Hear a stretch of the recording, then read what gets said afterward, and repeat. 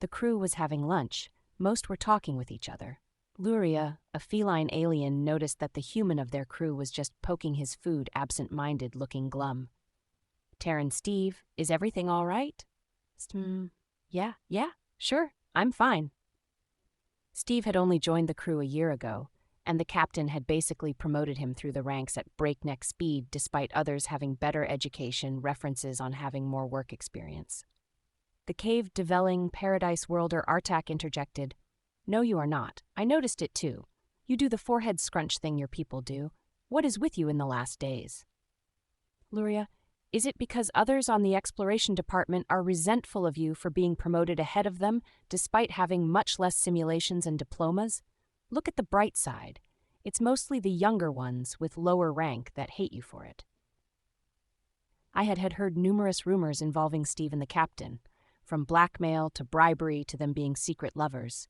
It was a fact that nothing in his academic or work career explained how much the captain valued him. And yet the captain was much too a stickler for rules to not be objective in her decisions. Steve, tactful as ever, Luria. I adore how blunt you are. But no, that doesn't bother me. Okay, fine. Here's the thing. For an entire year, we have only been on this temperature-calibrated station or on paradise planets with perfectly calm and optimal climate. And I am sick of it. I want snow, I want a little heat wave, some wind, at least a bit of rain, or a nice evening thunderstorm. I'll even take hail at this point. You want catastrophic weather phenomena to occur? Why? Because the same perfect weather every day is boring. You non-paradise worlders are just crazy.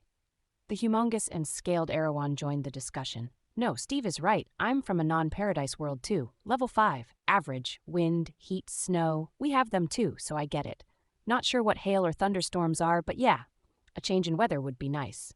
You have never seen hail? It's a bit like snow, but instead of soft, little crystals, they are frozen water droplets falling from the sky, normally the size of ball bearings, but sometimes they can be as golf as a ping-pong ball, or in extreme cases even bigger. That sounds dangerous. Usually it just destroys crops and cars. For people, it's not really that dangerous. And thunderstorms? Electrical discharges in the air.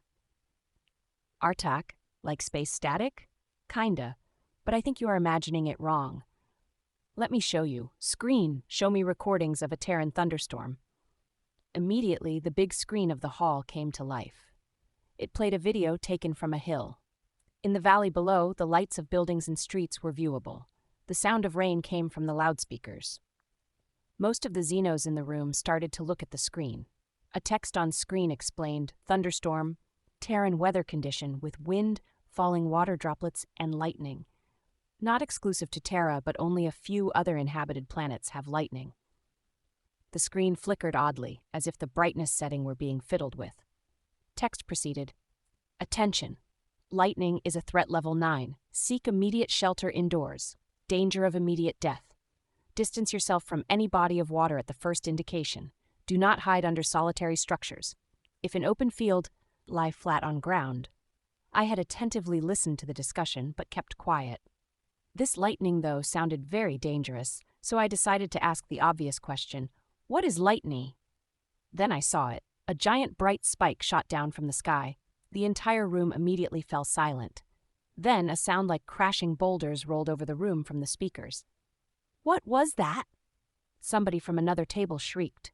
A text crawler explained, lightning, electric discharge due to charge imbalances between clouds and ground.